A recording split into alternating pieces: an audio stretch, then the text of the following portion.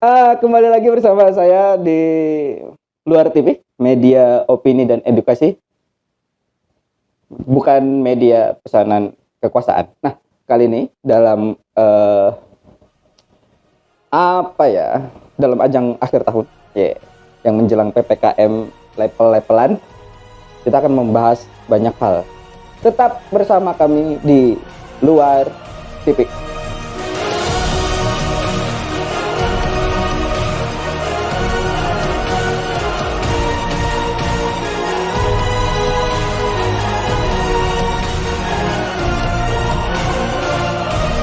Oke, kembali.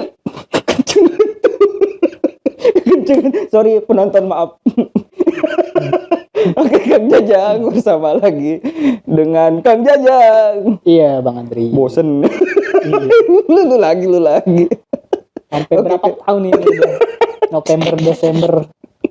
Oke, masih maaf ya Kang Jajang ya, masih ke bawah-bawah sama acara yang nggak aman itu. Udah mau pindah nih kayaknya. TV nambah 2 kayak lagi jalan TV. Cita-cita mau jadi ini tukang elektronik sih ya. Kang Jajang jangan jadi ini nih. Oke. Acara sebelah, ntar jangan acara sebelah komplain. Iya nih, keseringan ngobrol sama Edwin ini. Iya, yang katanya mirip Regen Ndut. Betul. Katanya mirip. Salam Kak Edwin. Katanya mirip. Iya. Padahal nggak sama sekali. Udah cukup. Oke, Kang Jajang. Aduh. Banyak nih Kang Jajang nih ya. Membahas tentang ya di akhir tahun ini nih. Selain membahas tentang nanti itu di akhir ya. Karena memang banyak bahasan-bahasan belakang ini Kang Jajang tuh membahas tentang nepotisme gitu kan. Terus persoalan-persoalan Omnibus Law nih. Rame lagi. Kemudian dibatalin oleh MK gitu pasca judicial review. Nah, ya selain itu nanti kita akan melihat urgensi untuk menyambut tahun 2022. Kira-kira apa sih yang mau dievaluasi kan gitu. Betul. Berapa kali kita evaluasi? Iya, tugas kita kayaknya itu ya. Eksekutif, legislatif. Iya. Apalagi dicek budget udah berkali-kali nih. Betul. Tapi memang ya itu tadi, kita sebagai bagian dari masyarakat ya, partisipasi publik lah. Betul. Kita juga harus berperan Bang Adri. Jadi yang punya negara yang harus menjaga atau menjalankan perannya bukan cuma para pejabat birokrat doang, tapi masyarakat sipil juga wajib harus kontrol, pengawasan. Ya kalau nggak dikontrol, nggak diawasin, nggak direcokin, atau kita bukan direcokin ya, kita digonggongin lah kalau perlu, diingetin bahasa halusnya. Bisa semena-mena Bang Adri. Betul. Walaupun ya banyak yang mengkritik, mengawasi gitu kan, termasuk yang tadi Omnibus Law. Udah ketika dibuat pengesahan kan itu sampai aksi gitu. Ya betul. Nah, ini kan bermasalah kan. Apalagi kalau dibiarkan. Dan masih banyak lagi yang harus jadi perhatian oleh masyarakat, oleh publik ya. Ya kalau saya di anggaran, di kebijakan, bahkan juga di kebijakan, di hukum gitu kan. Betul. Ya itu kerjaan kita. November, Desember. Iya. Gitu. Nggak digaji. Gitu. Iya, karena memang ya tugas rakyat membina. Ya kalau wakil rakyat kan gajinya kecil. Kita karena bukan nggak digaji, tapi karena gaji kita tak terhitung dan mereka bingung membayar kita sebetulnya. Itu catatan luar biasa aja. Nah, catatan tadi untuk Omnibus Law itu kan, kalau kita mau mempermudah, ini kan sebenarnya Omnibus Law itu kan undang-undang cipta lapangan kerja, Ciptaker gitu ya. Bukan cilaka ya. Kita sebut undang-undang cilaka yang kemudian benar-benar cilaka kan Jajang. Iya, karena memang MK memutuskan pada putusannya pasca judicial review memutuskan bahwa undang-undang cilaka ini benar-benar cilaka, dengan catatan konstitusional bersyarat itu menyatakan bahwa MK turut memperhatikan dalam perbaikan undang-undang cilaka tadi gitu. Nah, perbaikan itu harus diarahkan oleh MK. Menurut Kang Jajang, di sini ada potensi-potensi lain nggak kira-kira? Atau memang kita percayakan saja kepada MK? Iya.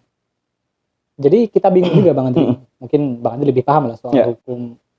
Dan kalau kita kan melihat tadi, misalnya poin-poinnya yang saya pahami ya, tadi inkonstitusional ya, bersyarat, dan tentunya harus direvisi, diubah gitu kan. Berarti ini undang-undang memang nggak benar. Tapi di sisi lain dikasih waktu 2 tahun kan, dan katanya bahkan nggak boleh ada aturan turunan. Ini kan undang-undang Ciptaker gitu kan, Omnibus Law ini menyangkut banyak aturan Bang Andri. Dan ini bermasalah, sedangkan negara gitu kan, bagaimana jalannya pemerintah termasuk gaji, buruh dan sebagainya, banyak sekali yang harus diatur nih.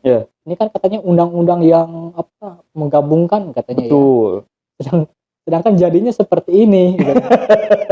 Ini gimana ya? Kita ya geleng-geleng aja. Di sisi lain kita pernah bilang bahwa ini salah satu kinerja legislasi juga Bang Adri. Betul. Diajukan oleh presiden gitu kan, disepakati oleh DPR gitu kan. Dari sekitar 230 lebih yang kalau kita lihat sih yang masuk di catatan ini websitenya DPR ya, Prolegnas, ini salah satu dari sekitar 2015 yang sudah disahkan 4 yang sudah dibuat ya, diketok palu tuh. Dan salah satunya Omnibus Law ternyata bermasalah gitu kan. Ini udah kerja legislasinya lelet gitu kan, lambat gitu. Ini kalau kerja sebagai buruh udah diomelin mungkin ya, udah dipecat kali kinerja dari legislatif. Betul. Dan begitulah kualitas pembuatan undang-undang kita gitu kan, selalu bermasalah. Dan sebenarnya mungkin kita bisa lihat tadi faktornya karena tergesa-gesa. Ya, betul. Juga tidak mengakomodir suara-suara dari publik ya, dari masyarakat ya. Kan kita udah ngeliat nih, banyak yang aksi demo yang menentang sebenarnya Bang Andri gitu. Tapi tetap aja jalan aja gitu kan. Betul. Ini sebenarnya undang-undang ini berpihak atau untuk kepentingan siapa? Itu kan pertanyaannya. Dan akhirnya untungnya nih Bang Andri, kita punya konstitusi, punya undang-undang dasar 1945. Betul. Oleh para founding father kita. Bersyukur banget. Yang betul-betul gimana ya, kalau jangan sampai nih nanti ke depan nih para pejabatnya gitu kan mencela-mencela gitu kan, atau justru bermain mata dengan ya mungkin konglomerasi gitu kan, pengusaha atau apa gitu kan, dan tidak mempedulikan masyarakat. Akhirnya tadi ketika dikaji lagi, dibahas lagi, dibandingkan dengan UUD 1945 ternyata memang tidak sesuai. Ya itu, jadi mungkin yang harus dilakukan tetap ya dipantau gitu kan. Nanti kalaupun tadi pertanyaannya ada celah, banyak sekali Bang Andri celahnya. Ibarat misalnya kalau di kita ini mengenal untuk membuat undang-undang selalu ada tadi misalnya uang ketok palunya berapa gitu kan. Terus juga bagaimana mengkondisikan antara legislatif gitu kan, DPR dengan pemerintah gitu kan. Nggak tahu 2 tahun bakal bener nggak dibuatnya, nanti bakal kayak gimana, atau nanti balik lagi. Karena kan yang terakhir kata Presiden Jokowi bakal tetap menjalankan itu. Seperti yang dibuat itu. Jadi bingung juga kita. Sedangkan dari MK menyatakan bahwa ini bermasalah. Ini yang benar yang mana? Ya, betul. Nah, memang betul ya. Kenapa kemudian MK memutuskan inkonstitusional bersyarat? Artinya inkonstitusional itu kalau bahasa kitanya gampangnya ya, undang-undang ini tidak konstitusional, gitu kan? Gimana tuh, Bang? Ya, tidak konstitusionalnya karena memang undang-undang ini pada disahkan tidak melibatkan partisipasi publik, gitu ya. Terus kedua, memang ini tidak sesuai dengan Undang-Undang Dasar 1945, kan gitu. Artinya, memang ya kayak waktu itu kita bahas itu, coba sobat di luar TV bisa scroll ke bawah tentang kita membahas undang-undang cilaka ini. Kita menyatakan pada saat itu memang undang-undang ini terasa dipaksakan, betul, untuk disahkan kan gitu. Karena memang pada saat itu partisipasi publik tidak masuk ke dalam perancangan undang-undang cilaka ini, sehingga akhirnya benar-benar cilaka. Nah, cilakanya lagi ketika ini tidak konstitusional, ditambah tidak konstitusionalnya karena pada saat sebelum dan sesudah pengesahan undang-undang cilaka ini terdapat 5.918 penangkapan Luar biasa. oleh Aksi itu. aparat. Betul.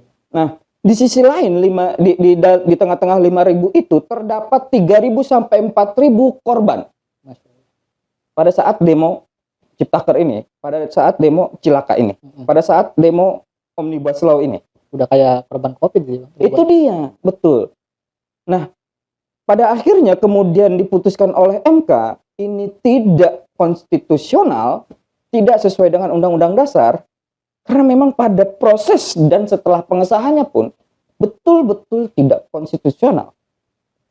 Karena menghasilkan banyak korban, karena menghasilkan pelanggaran HAM pada saat itu kan. Tapi ya betul kata Kang Jajang tadi, Presiden masih memaksakan untuk undang-undang ini dijalankan. Ya kita sebagai masyarakat tadi, kalau kita lihat bagaimana perjalanannya ya, sampai ribuan korban penangkapan, bahkan yang banyak korban bukan korban jiwa ya, luka-luka dan sebagainya, karena aksi. Betul. Itu kan real ya, ditentang oleh masyarakat gitu kan, sampai turun ke jalan mahasiswa, masyarakat sipil dari berbagai kalangan ya, bahkan sampai menggugat ke MK gitu kan.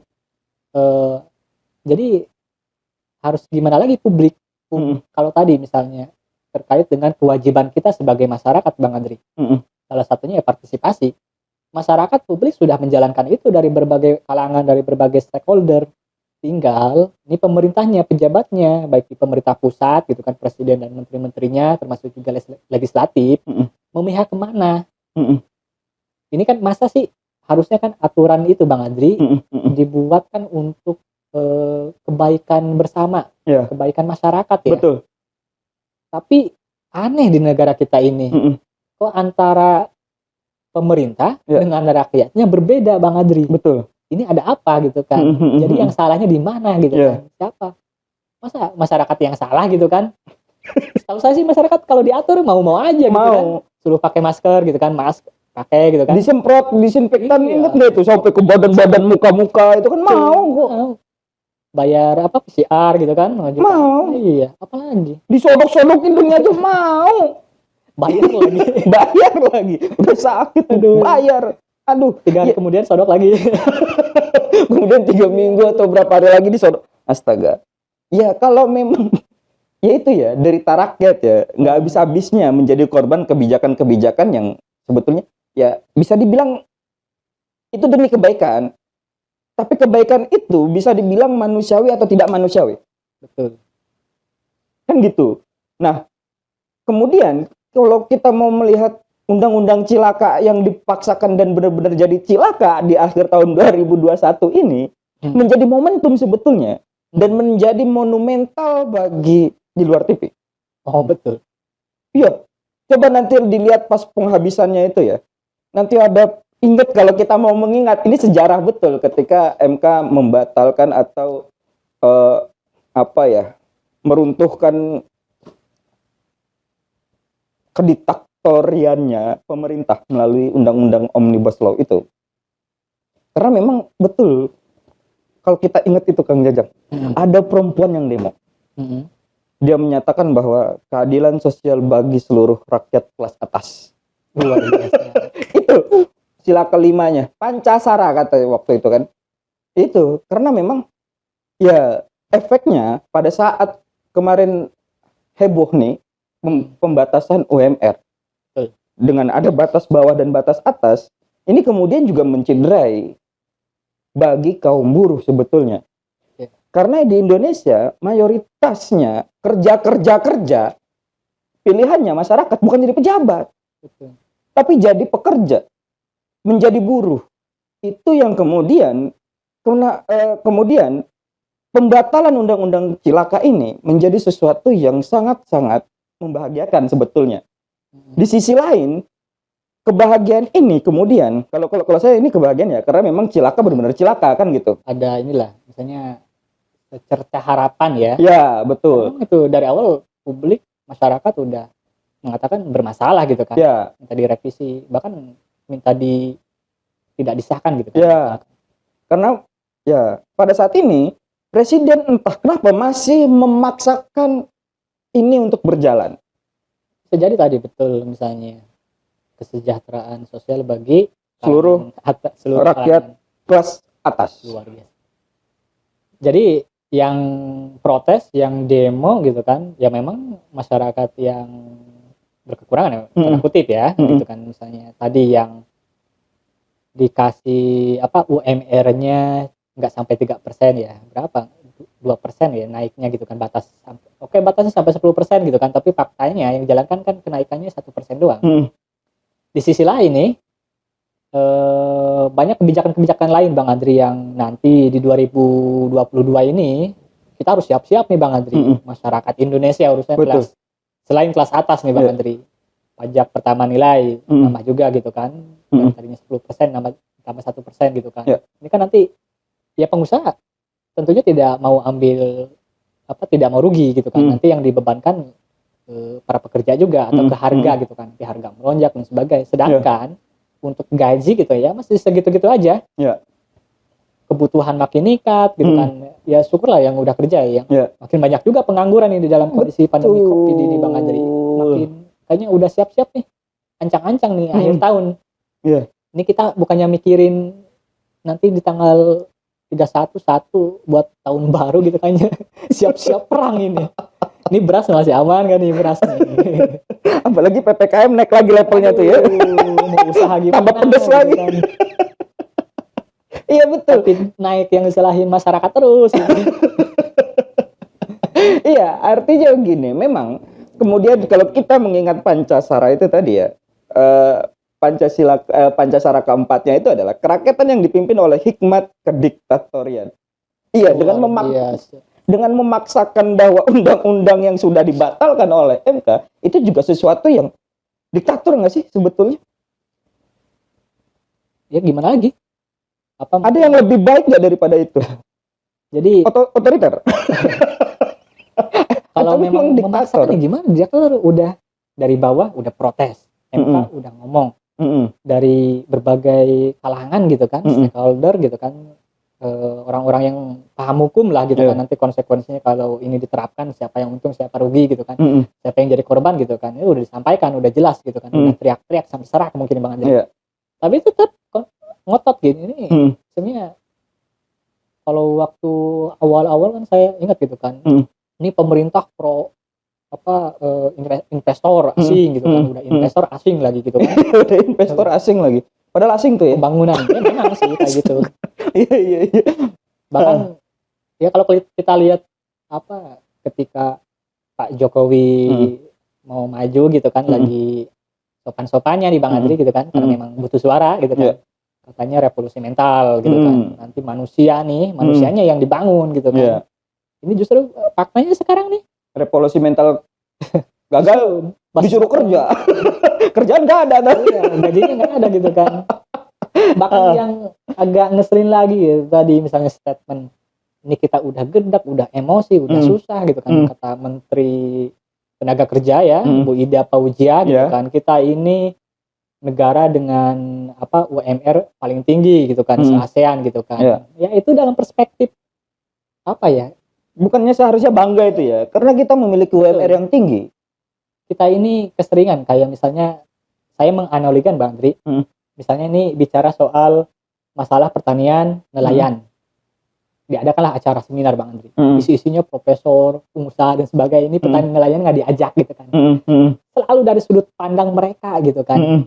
Yang merasakan susahnya itu ikan buruh. Apakah gajinya yang katanya paling tinggi se-ASEAN itu cukup?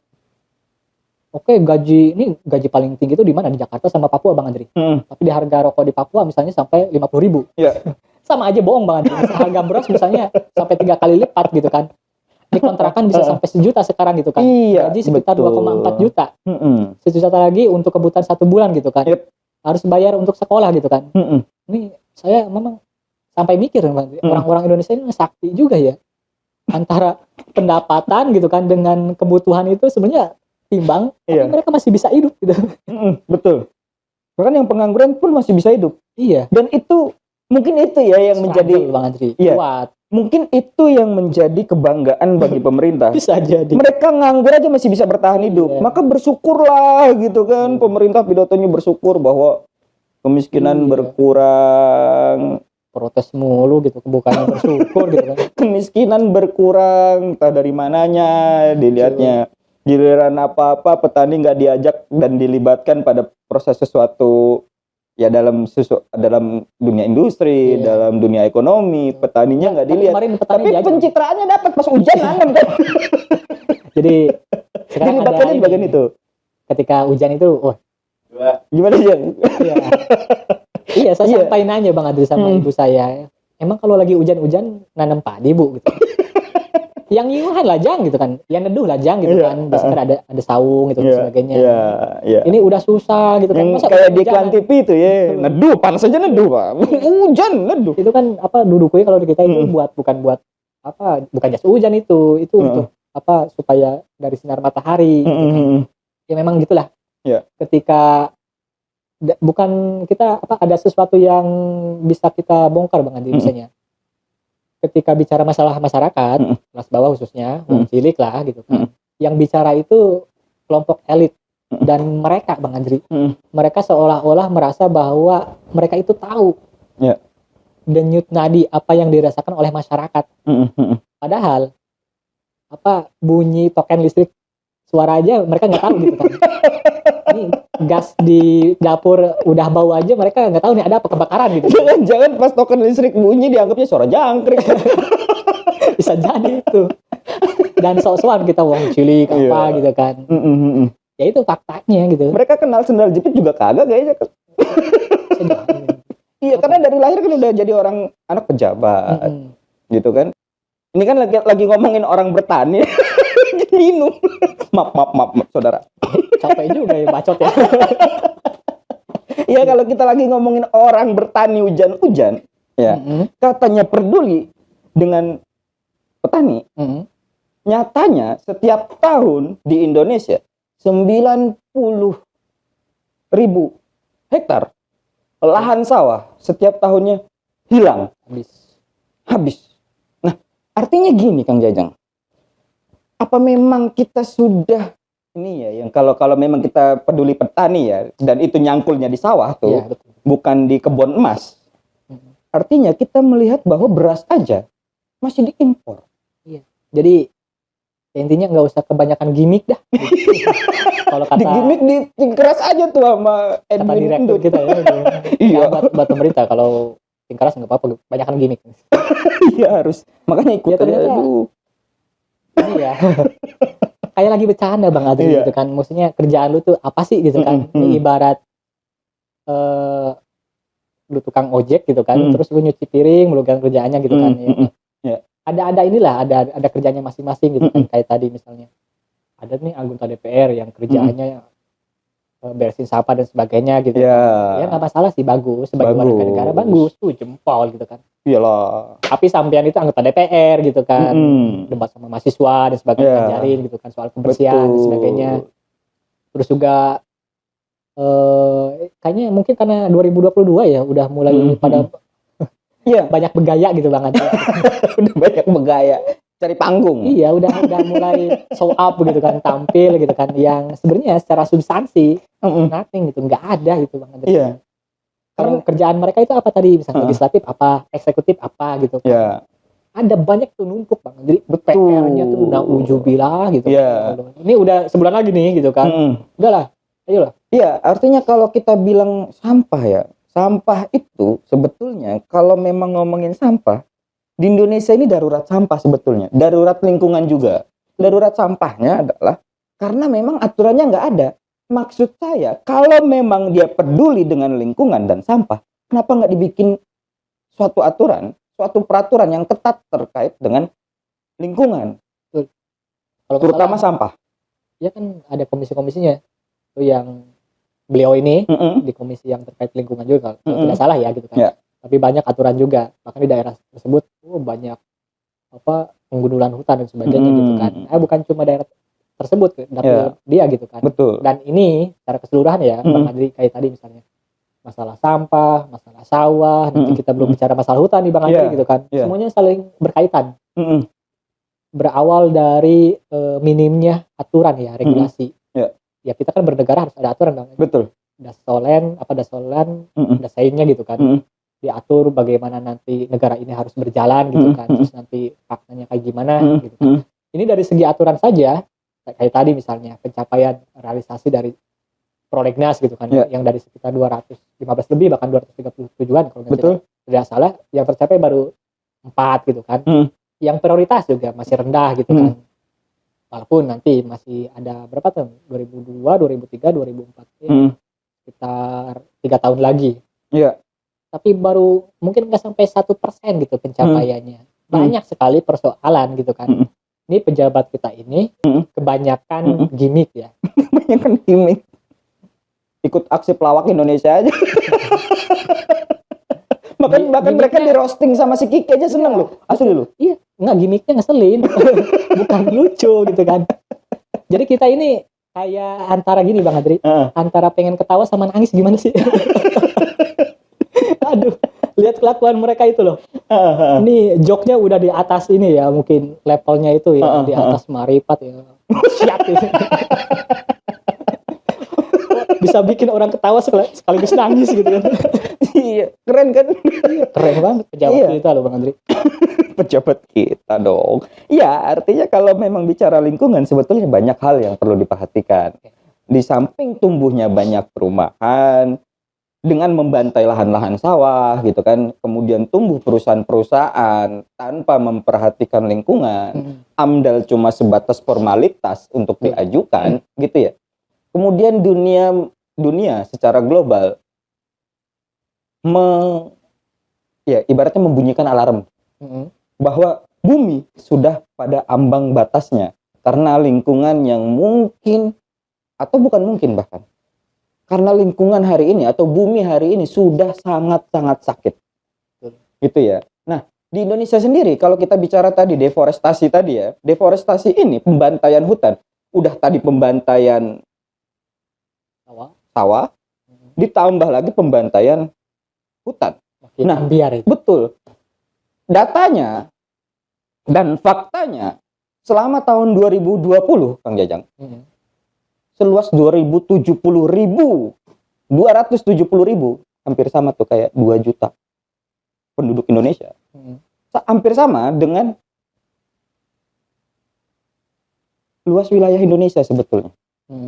27.000 hektar habis hutan primer. Iya. Mungkin nanti mereka mikirnya kan masih di laut gitu. Jadi abis ini nyaman dengan banjir kayak. Iya.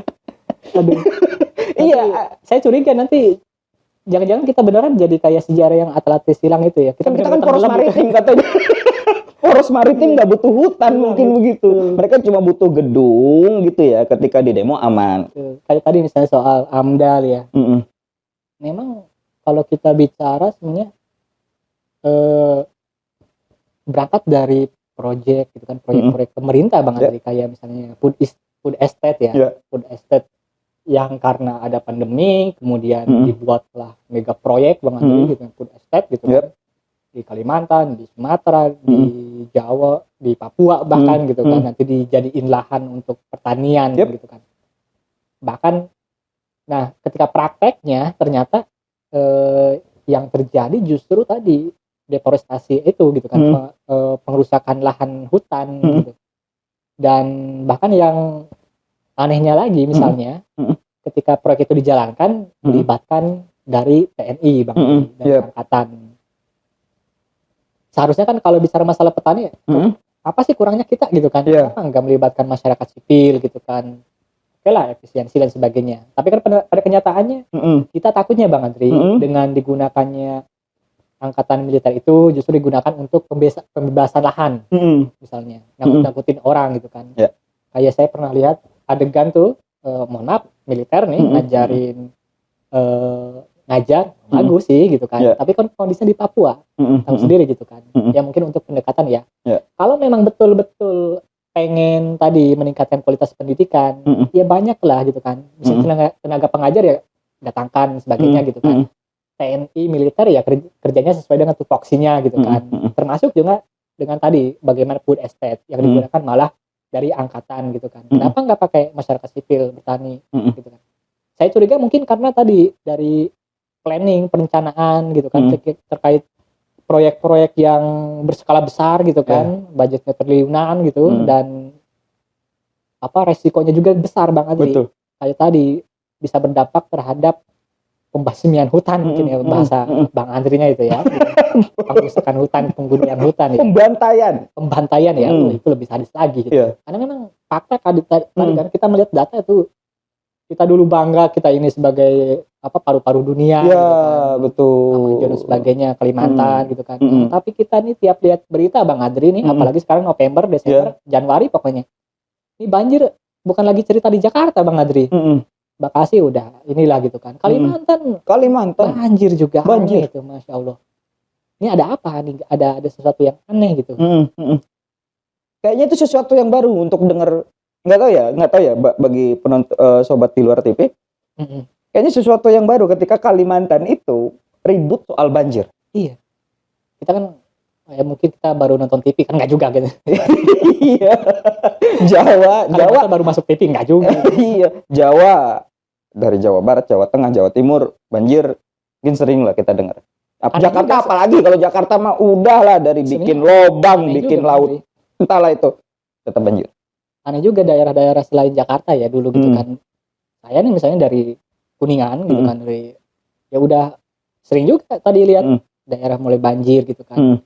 Kalau kita bongkar lagi lihat teliti lagi memang selalu ada imbas ya tadi akibat dari banjir ini sebab-sebabnya. Ya, ada tadi campur tangan dari proyek-proyek misalnya antara swasta gitu kan. Dan di sana kan juga peran negara bagaimana dalam menjaga lingkungan dan sebagainya. Kebijakannya kayak gimana gitu kan. Katanya ada AMDAL gitu kan, dipakai belum gitu kan. Itu yang udah estate juga banyak yang nuntut AMDAL-nya nggak digunakan katanya. Nanti bisa berdampak nih Bang Adri. Oke lah, nanti untuk pangan aman misalnya sampai 2024. Sampai pilpres gitu kan.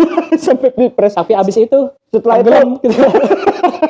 Kan iya, pada nyatanya setelah pembantaian sawah, setelah pembantaian lahan, itu juga nggak terlalu berdampak pada peningkatan ekonomi sebetulnya Kang Jajang. Iya. Di Kabupaten Bekasi misalnya banyaklah iklan perumahan-perumahan gitu ya, terkait dibangunnya perumahan-perumahan di Kabupaten Bekasi itu sudah banyak iklannya, sudah banyak promosinya gitu. Tapi pada nyatanya saya cuma mengungkapkan fakta nih Kang Jajak, bahwa memang di sana sudah banjir.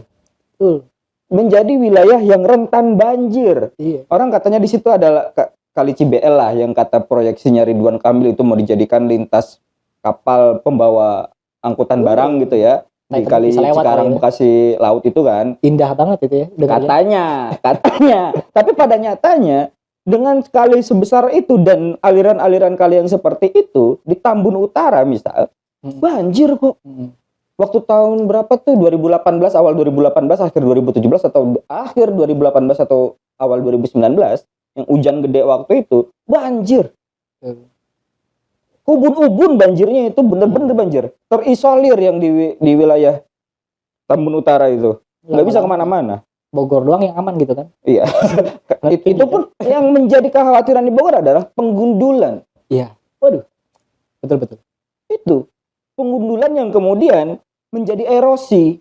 Kalau nggak banjir ya di Bogor longsor. Longsor jadinya. Berapa kampung itu yang harus dipindahkan gitu. Nah, itu dia. Jadi artinya gini Kang Jajang. Urgensi dalam menjaga lingkungan bukan hanya terkait dengan sampah.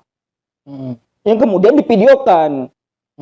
Itu juga kita bisa tuh mengutin sampah di depan kayak di belakang kayak. Nggak perlu jadi anggota DPR. Galak tuh. Pas itu debat sama mahasiswa ya. Bisa debat sama mahasiswa. Yang perlu dilakukan oleh anggota DPR bukan memungut sampah sebetulnya, membuat regulasi yang kemudian memperketat terkait penjagaan lingkungan di tengah-tengah masyarakat. Saya kan nggak mungkin Bang Adri sendirian gitu. Iya kan, karena saya harus melawan teman-teman saya yang di sana. Tarung lah. Kita jadi gitu kan. Iya kan, maksudnya gini, kalau memang dia punya konten, ya bikinlah konten yang kayak begini. Seharusnya begini. Itu aja kok repot. Sabar banget. Iya Kang Jajal, itu catatannya.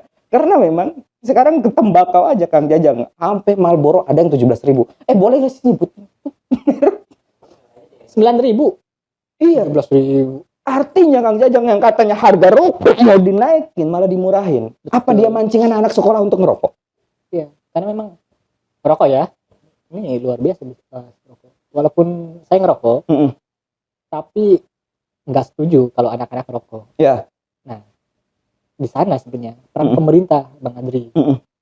Di era Presiden Joko Widodo ya, kalau kita lihat dari mulai iklan, seperti nggak ada penyaring, Bang Andri. Ya. Ini produsen rokok ini, baik lokal maupun dari luar ya, asing ya. Ya. Mereka seperti bebas, Bang Andri. Bebas banget. Jadi, bagaimana iklan di mana-mana, kemudian juga yang tadinya harganya 20.000 kemudian dipotong gitu kan, setengah nih gitu kan. Apalagi di warung bisa ketengan gitu kan. Tapi betul. Ada yang sampai 9.000 gitu kan sebagainya. Bungkus. Iya, bisa kaya tuh. 8.000 itu. Patok bizar. Uang jajan 15.000 masih bisa beli rokok lah gitu kan. Habis itu kopi dan sebagainya gitu kan. SMP, SMA masih bisa ngerokok gitu kan. Akhirnya pada tawuran dan sebagainya. Ya, itu dia maksudnya. Kan pertanyaannya, kemana ini pemerintah, Bang Adri? Ya. Gitu kan. Ngapain aja gitu betul. Kan. Nanti komplain gitu. Katanya mau menaikkan, malah menurunkan, malah bikin murah. Gitu kan ini kan lagi pandemi ya, biarin aja produsen rokok. Gimana ceritanya sih? Mungkin karena tadi bisa jadi pemerintah kita ini selalu berpikir jangka pendek, Bang Andri. Kayak misalnya impor. Iya. Beras, bawang, gula, apa segala diimpor gitu kan. Kecuali petani yang nanam hujan-hujan ya. Iya gitu kan. Itu nggak impor tuh. Lama-lama petani kita diimpor. Gitu. Kalau yang bisa hujan-hujanan dari biaya cukai itu ya. Kan jadi pendapatan itu Bang Adri gitu kan, bisa miliaran, triliunan ya gitu kan. Jadi tapi jangka pendek Bang Andri dalam 1 tahun doang. Jadi mereka ya seperti yang kita sering bahas gitu kan. Untuk bikin program yang jangka panjang, visioner nih Bang Andri gitu kan. Ya perlu berlelah dulu. Berkorban dulu gitu kan misalnya. Bangun infrastrukturnya. Ya memang infrastruktur. Kayak aneh juga Bang Andri misalnya. Bicara masalah infrastruktur. Ini katanya di era Presiden Joko Widodo pembangunan infrastruktur itu begitu masif Bang Andri. Namun di sisi lain yang dirasakan oleh kalangan masyarakat bawah gitu kan, kayaknya nggak kelihatan Bang Andri, misalnya jalan tol dan sebagainya. Betul. Oke lah nanti kan dirasakannya 5 tahun 10 tahun kemudian gitu kan. Ya bisa aja kayak gitu. Ini ibarat misalnya perekonomian ini diserahkan ke para pemodal atau kelas atas gitu kan, sampai mereka sukses. Nanti setelah mereka banyak duit, ya ada luapan inilah gitu kan. Diperas gitu kan, tetesan-tetesan itu ngalir juga kan, kerasa kan gitu kan akhirnya. Entah itu berapa puluh ratusan tahun gitu. Gitu Kang Jajang, betul. Karena memang ya kita yang membeli, mereka yang dipuja telah membayar pajak setinggi mungkin gitu kan. Itu aneh sih sebetulnya. Bahkan bertanam atau bertani hujan-hujanan juga menjadi pujaan. Iya. Entahlah. Pola pikirnya gimana? Apa ada yang aduh, ini waktunya udah produser udah begitu aja Kang Jajang. Iya. Padahal menarik, enggak, karena satu hal ya yang menarik itu kalau ada anggota yang minta itu, kepala pemerintah ya, yang minta KPK kalau itu bilang-bilang dulu apa gimana itu Kang Jajang? Oh ya, itu yang salah satu dari partai Bantang ya. Ya. Kalau OTT nih katanya, tolong dikasih tahu dulu. Kalau mau tobat gitu kan, minta maaf ya dilepas. Ya, dilepas. Aneh-aneh memang kita. Oh. Lagi-lagi kita pengen ketawa sama nangis juga gitu kan. Habis itu ada lagi gitu kan. Aparat penegak hukum, kejaksaan, kepolisian jangan di OTT lah gitu kan. Ada marwahnya gitu kan. Iya. Marwah apa lagi gitu kan. Kalau menjaga marwah jangan korupsi. Kalau nggak mau di OTT jangan korupsi. Betul. Gitu kan. Ya kalau memang masih repot jangan jadi pejabat aja gitu kan. Masih banyak kok yang mau gitu kan. Yang benar dan sebagainya. Nyingkir aja. Ini yang bermasalah siapa sih Mandri? Kayaknya yang bermasalah di luar TV. Iya. Kita lah yang bermasalah gitu. Mereka benar semua itu. Mereka benar semua. Karena betul kata Kak Fajar itu, pemerintah itu terlalu sering merasa benar. Sehingga dia lupa caranya salah. Oke? Singkat. Oh, bukan. Hah? Belum, ini acara eksklusif. Oke, siap. Oke, itu dia tadi perbincangannya yang menarik bersama Kang Jajang. Ya, ada banyak hal yang perlu kita bahas di negara ini di akhir tahun untuk menjelang 2022. Karena bulan depan udah masuk Desember, kita akan berfokus pada apa sih sebenarnya yang menjadi solusi. Karena kita harus fokus pada solusinya, gitu Kang Jajang. Apakah penting untuk memberikan solusi? Itu ada di episode-episode berikutnya. Tetap stay tune di Luar TV, media opini dan edukasi, bukan media pesanan kekuasaan. Di Luar TV.